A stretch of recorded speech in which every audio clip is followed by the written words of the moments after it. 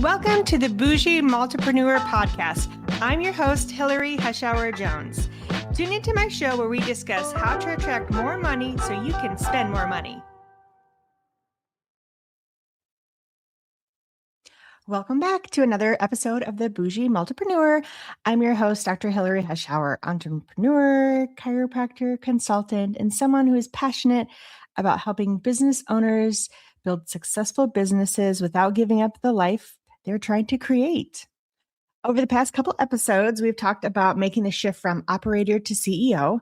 We talked about creating space to work on your business instead of spending every minute working in it. We also talked about the numbers every CEO should understand, because being busy doesn't necessarily mean your business is growing. Today, I want to talk about another important part of being a stronger CEO, and we are talking about money. More specifically, though, we're talking about pricing, value, and why so many talented business owners continue to discount their expertise. This is especially common among women, healthcare providers, coaches, consultants, and service-based business owners. It's like we want to help people so bad. We care about the people we serve, and we never want someone to think we only care about money. So we discount, right? Or we add extras. We make exceptions for the people. We lower the price before anyone even asks. We explain and defend what we charge and why we charged it. Sometimes I feel like we practically apologize for saying the price out loud. And then we wonder why we feel so overworked, underappreciated, and frustrated. If this sounds familiar, this episode is for you. Today, I want to talk about why charging appropriately is not selfish. It's not greedy. It doesn't mean you care less about the people. And in many cases, charging appropriately is what allows you to continue helping people at the level they deserve. Let's start with a question. Have you ever had someone ask what something costs, and before they even reacted, you immediately started negotiating against yourself? I know I have. You might say something like, well, the price is $100, but I might be able to give you a discount. Or it normally costs this much, but I could probably include this other service too. Or I know that might sound expensive, but did the customer or patient even object to it? They didn't say it was too expensive. They didn't say they couldn't afford it. But because you felt uncomfortable, you lowered the value before they had a chance to even decide for themselves. And I have seen this so many times. I've done it too, to be honest. And I used to do it for years until I really started to understand what I was worth. And I feel like many business owners are comfortable delivering the services to the customer. We're comfortable with solving their problem. We can stay late. We can answer more emails, help one more person, or give extra time. But then when it comes to confidently saying the price of something, we become uncomfortable. So here's the first thing I want you to understand, that your discomfort with the price doesn't mean the price is wrong. Sometimes it means you're still growing into the confidence required to charge it. So there's a big difference between price and value. Price is the number someone pays, but then value is what they receive. So a patient is not only paying for the 20 or 30 minutes you spend with them, or a consulting client is not only paying for the hour you spend on a Zoom call. A customer is not paying for that physical product that's in their hand. They're also paying for your education, your training, your experience, and your judgment. So the mistakes you've already made and learned from, all the years you spent being efficient at something that once took you much longer. So they're paying for the problem you can help solve. That's why the phrase, "it only took you 15 minutes," can be misleading. Yes, it may have taken me 15 minutes today, but it may have taken 15 years to learn how to do it correctly in 15 minutes. So efficiency shouldn't decrease your value.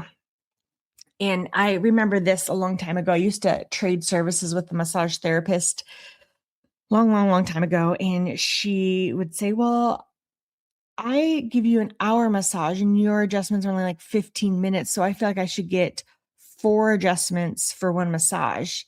And I was like, no, I'm worth more than you though. I'm worth more per 15 minutes or per hour than you are. And so she just couldn't wrap her brain around that because in her mind, it was all about the time frame.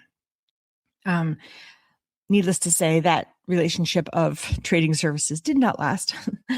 But in many cases, like the efficiency is what people are looking for in our expertise. And then we might punish ourselves for becoming good at what we do. But when something feels easy to us, we assume it should be inexpensive. But it feels easy because we have experience. So think about something you do extremely well. You may be able to look at this situation and quickly recognize the issue. Although someone newer in the profession might need hours to research and reach the same conclusion that you did. So your ability to see the answer faster is not a reason to charge less. I think that is very powerful. And I sometimes struggle with that with my business coaching, that my price, right, of how I feel I should charge per hour is not cheap. But because I've been there and done that and still doing it, I charge for my efficiency and my knowledge, right? So one of the reasons that we charge this is because our expertise is valuable, right? There's value in what we know, make, etc. Another reason business owners underprice things is because they confuse being affordable with being accessible. So those are not always the same thing. You can be generous without giving away everything. You can create payment options. You could occasionally offer like a scholarship.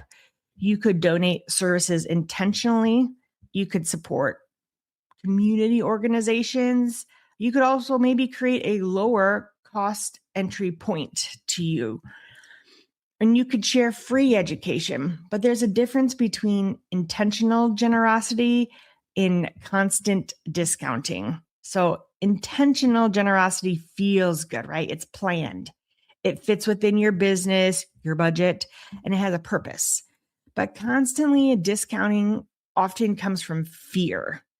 Fear that someone will say no, fear that someone will judge us, or fear that someone will go somewhere else, right?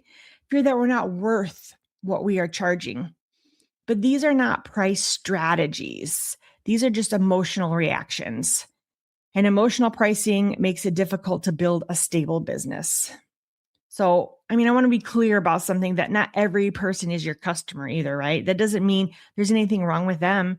It doesn't also mean there's nothing wrong with you. Just people have different priorities, they have different budgets and different ideas about value. Someone can genuinely appreciate you and still decide that your service is not a fit for them. And that's okay. I know in my chiropractic office, I am not the cheapest in the area. I don't accept nearly any insurance. And that's okay if not everyone can see Dr. Hillary at Rangeline Chiropractic. That's what I value my time for, someone that values my time and expertise and is willing to pay the full price. So when we lower our prices, people hesitate, right? And we allow the wrong customers to determine the value of our entire business. And I've definitely done this before. When I started my business, I would give so many discounts or things free or an add-on, right? Fear. Deep down, that emotion is fear.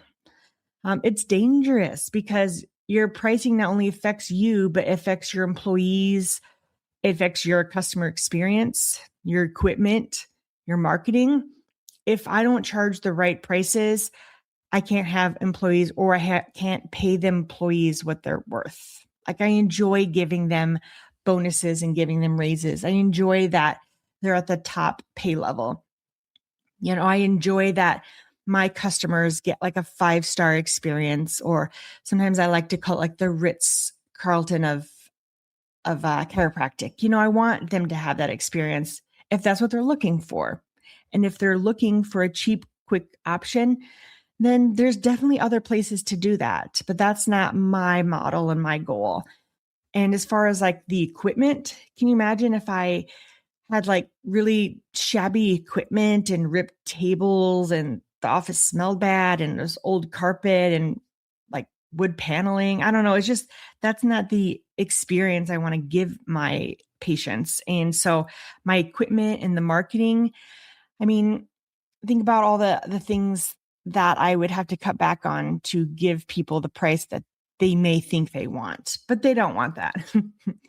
What about the ability to maintain like your building, whether you own your own? I own my own chiropractic building, but what if you lease and you rent and you can't keep up with it, or you can't continue your education to learn more about your profession? What if you can't offer benefits to people?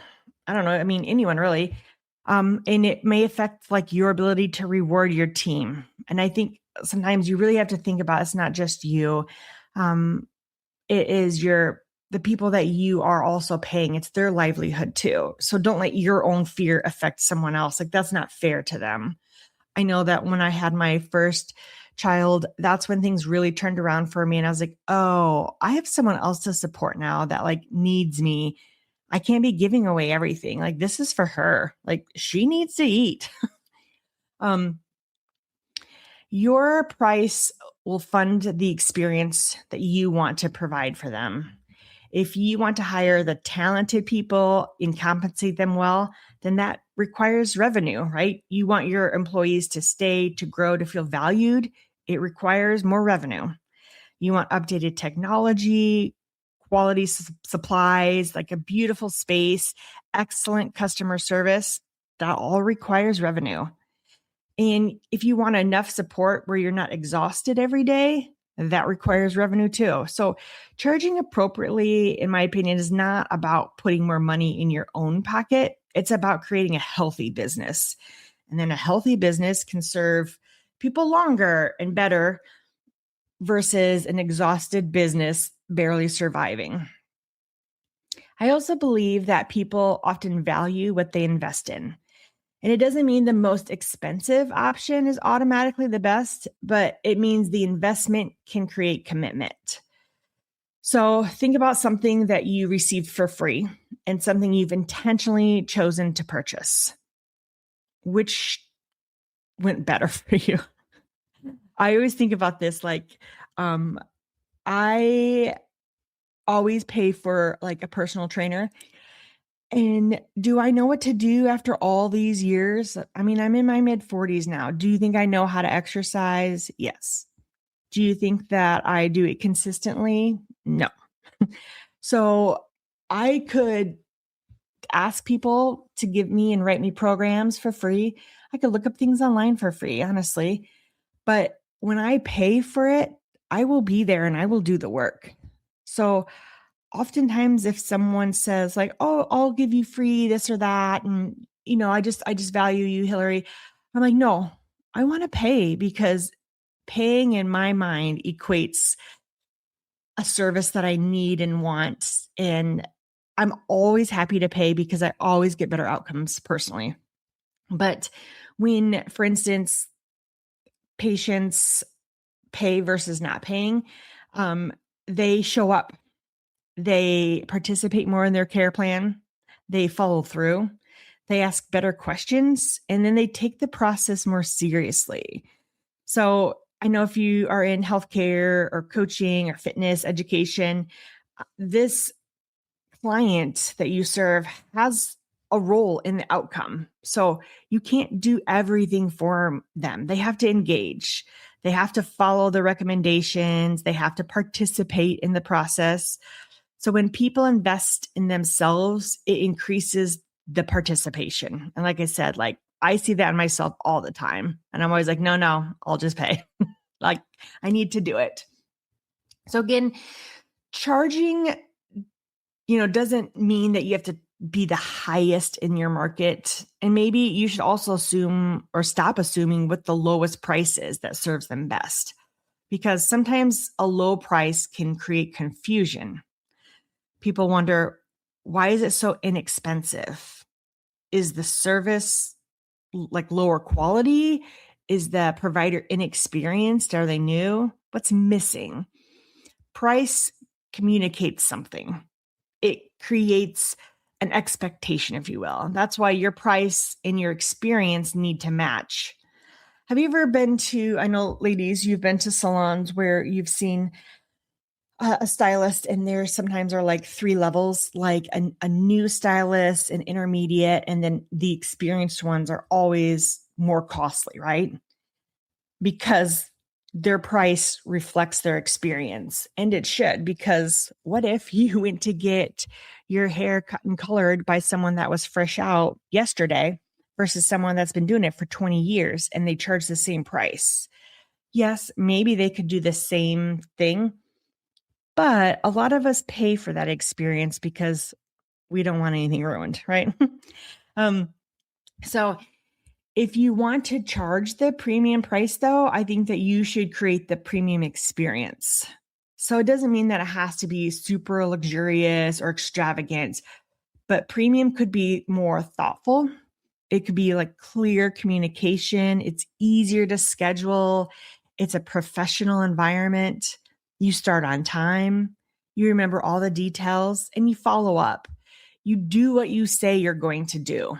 You make the people feel seen and you create consistency. So a premium experience is not only like the chandeliers and the beautiful furniture, expensive packaging. It's how someone feels at every step of interacting with you and your business. When your experience can support your price, you don't need to constantly defend it. The client can feel the difference. One thing that I think of with this is like high-end spas that I go to. Could I go get a massage at a local place where I'm laying in open bay, clothes on for $45? Yes, I could. Or could I pay $245 at the most luxurious spa in the area and have the steam and the smells and the comfy blankets and the extra time in the lounge area and a comfy robe and slippers and oils and sounds? And I mean, if that's the experience you want, then you'll pay for that, right? It doesn't have to be the cheapest. I wouldn't go into a spa and be like, I can get this massage down the road at this one place for $45 for 60 minutes. Like, no, then go there, they would tell me, right? You have to start with the confidence in knowing the price before you even state it. It begins with knowing what you offer, who it's for, what the problem solves, and then how is your experience different? What does the person receive? And then what does the expected process look like? So if you're unclear about your whole value, then your customer is going to be unclear too. And then that's where business owners make the mistake. They might just increase the price without improving the communication or experience. Like you can't just go from a $45 an hour massage to say now it's $245, but they get the same kind of shitty experience, right? No, you need to like deliver and communicate what that is. So you should not have to defend your right and be all nervous about a speech about why you charge this and that for your work. Just state the price, explain what's included, and then stop. Give the other person time to process and decide. Silence is uncomfortable, especially when you're used to filling it with like a discount thing. But we could do this or practice just allowing the silence. So instead of saying the program is $500, and I know it's a lot, but maybe we could break it up, or I could remove part of it, or I could give you a discount, right? You could say the investment for the program is $500. This includes the initial consultation, your personalized plan, 2 follow-up appointments, and access to support between visits. Then you pause. It sounds different, right? It's clear, it's confident. It focuses on what the person receives. Confidence isn't being pushy. It's not being salesy, right? It means presenting the information to them and not apologizing. Also look about how often maybe you give away additions that were never included in the original service. Like, let's say you're a chiropractor and you do, well, I'll just add on this service. It's an extra 5 to 8 minutes. Well, they're going to expect that every time, right? Or you're a coach and you're like, well, I'll just offer you an extra phone call or extra time, just a quick favor for this or that. And all these little things may seem small, but then they add up. Remember, your time is money. And some people do that. They creep in and they take up that time. And then all of a sudden your service time is longer, but the price stays the same. And then the resentment begins. I was talking to a friend the other day who employs someone that gives away free services, and now other people expect it. But see, that other provider started that out. And now it's not just one person they give a free service to here and there. It's all of them. And they only want to see that one provider because they get all those free things with it. So it's not fair to anyone. It's not fair to the clients and the other clients not getting it. It's not fair that you're missing out on money because you refuse to charge that. You should just clearly define what is included, what's not included, and what additional support might cost. So chiropractors, if you're listening, it might be something as, oh, I do just a little bit of trigger point therapy and massage and cranial massage afterwards. Great, charge for that because that wasn't part of the adjustment, So boundaries is another word to call it, right? The boundaries that we set can help protect the relationship with our patients, with our team, our staff, and they prevent confusion. So boundaries could help you show up generously without feeling like you're being taken advantage of. And I know we've all felt that way. And that's why I bring that up. It's really common. I hear it all the time with my friends, with who I work with my coaching clients. So what can we do, right? Make a promotion. That could be really effective. It could encourage someone to try something new, or it could create an urgency. You could do like a launch of something, or you could reward loyal clients and patients. But every promotion should have a reason, a beginning, and an end. A permanent sale is not a promotion. Something you give away every day is not a promotion. It's the actual price. So if you're constantly discounting, people might just learn to wait. Well, I'll just do that next time in case you want to give that to me for free, or I'll just wait because you always, every other month you have it go on sale. Okay, I get it, but you're training them to wait, and that you're training them to value your discount more than your service. So I'm totally not against promotions, and I use them in my business all the time, but you want them to be strategic. Again, I like that it has a beginning and an end. And a discount, in my opinion, shouldn't be the only reason someone chooses your business. Yes, in the chiropractic world, we often do a discounted, maybe first exam or something, but that's just to get them through the door. The next part is to continue your value, and so that they see that you are worth it, that they've trusted you now and they understand the value of everything, and they believe the experience that you've given them is worth the investment. So I feel like the hardest parts of pricing is recognizing that your business is allowed to be profitable. Profit is not a dirty word. It's not bad. Profit allows us to survive. Profit allows us to invest our money into things, invest our money into people. It allows us to improve individually, improve our processes, hire support, pay them more, and profit allows us to be generous without putting the business at risk. Having extra profit might mean that I support a local team, or I donate to a local non-for-profit. But when we have profit, it allows us to make decisions from a place of stability instead of desperation.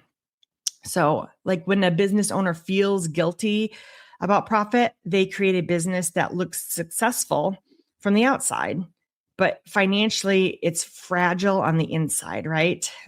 So we've seen those flashy people, and then you look at their business numbers and you're like, you should not be doing XYZ at all. I mean, revenue looks impressive. A full calendar can look impressive, and a large team, oh, look at how many staff they have there. It can look impressive.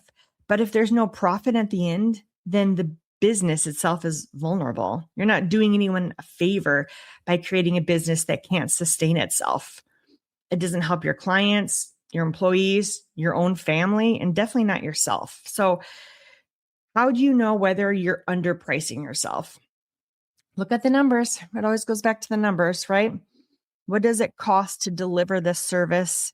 So think of the labor, the supplies, the processing fees, especially credit cards lately, the software, that's also expensive. What about your rent and your marketing? What about your administrative time? And then don't forget about the lovely taxes that we pay on nearly everything. And then what about the follow-up time used? The continuing like the education that we had to get so we could then offer this service. And your own time. Time is money, you know. Many people choose a price based on what a competitor charges without understanding, hey, that may or may not work for my business though. Like your competitor might have different expenses than you and a totally different business model and maybe a different level of experience or service. Or hey, they might also be underpricing and undervaluing themselves, right? So don't build your price based on what's around you or someone else's numbers. Know your numbers. Look at the demand. You know, you fully booked, but you're still struggling financially. That is a good sign that your price is too low, or the expenses are too high, or the service model needs to change. This is something I look at with my coaching clients because it's nice to see when like a step away from the business, what it looks like. And so someone that maybe isn't tied, you know, emotionally to the business can look at it and help you understand what the next step is. It's literally what I do all the time. So, hey, reach out to me if you need help. But are you constantly exhausted because each service includes like too much unpaid time? That might be a pricing or a boundary issue. And that, again, is something that, you know, a coach can help with. Are you losing money on a service that appears popular? So popularity doesn't automatically mean profitability. So that's hard, right? Popularity doesn't automatically equal profitability. So are your prices the same as they were years ago, even though every expense has increased? It's worth reviewing. And remember in like 2020, 21, 22, how everything increased, like just literally like disinfectants. I know, especially for my office, and gloves. Well, we had to increase profits. Increase like prices. We could not sustain that. I couldn't sustain to keep all my staff at the prices and the overhead. So review that. And then, you know, you don't have to change them very impulsively. You don't have to be like, all right, that's it. We're adding $20 more on, but you need to review it intentionally and, you know, often. So something you might ask is, would you recommend this business model to someone you love? If your child was starting a business, would you tell them to start it and to do it the way you're doing yours? If not, I think that's a big, you know, clue for you. Sometimes we accept conditions for ourselves that we wouldn't recommend to another person, especially someone we loved. But I feel like you deserve the same objectivity that you would give someone else, family member, friend. And you also want to speak directly to anyone who thinks, but helping people is my calling. I understand. I feel that way too about what I do. But my calling shouldn't require me to constantly abandon myself and put me and my family in hard times. You can be compassionate and profitable. It's not either or. You can care about people and charge appropriately. You can make an impact and create wealth. So these ideas are not like opposites. They're not like mutually exclusive, but money can support your mission. Money can employ people. It can fund community programs. It can give back, right? Money can give you like the time and resources to serve at a larger level. So the question I would say isn't whether your business has enough resources to continue to fill the purpose. There will always be someone who thinks your price is too high. There will also be someone who thinks your price is completely reasonable. So you can't build your entire business around avoiding criticism or not making every single person happy. You can't convince everyone. The goal would be to clearly serve the right people for you. So here would be my challenge for you this week. Look at your service, your package, or your product and ask yourself, is it intentionally priced? Do I have a clear understanding of what it costs me to provide it? Does the price reflect the value and experience? Am I including the unpaid extras that should be addressed? Am I discounting strategically or emotionally? And finally, can I state the price without apologizing, right? Can you verbalize the price to someone, pause and wait for the response without trying to discount or explain yourself? So as we close today, I just want to leave you with this, that remember, you are not charging for a few minutes of your time. You are charging for your expertise, the preparation, the responsibility, the experience, and the results you bring to those minutes. You don't have to be the least expensive option to be a caring person. You do not have to say yes to every discount to be generous. You do not have to apologize for building a profitable business. In fact, the right price allows you to serve well. It allows you to lead well, to compensate your employees well, and to continue to doing the meaningful work that you want to do. So stop discounting your expertise before anyone has even the opportunity to value it. Present the offer, communicate the value, state the price, and allow them to make their own decision. Thanks for spending time with me today. If this episode reminded you of another entrepreneur who is constantly, undervaluing what they do, share it. Subscribe to the Boujee Multipreneur when you listen to podcasts. That would be helpful. Leave a review if you can. Let me know what you liked or if it resonated with you. Remember, success is not about doing more. It's about becoming more intentional. So keep building the business and the life that you have been called to create. I'm Dr. Hillary, and this has been the Boujee Multipreneur. Talk to you next time.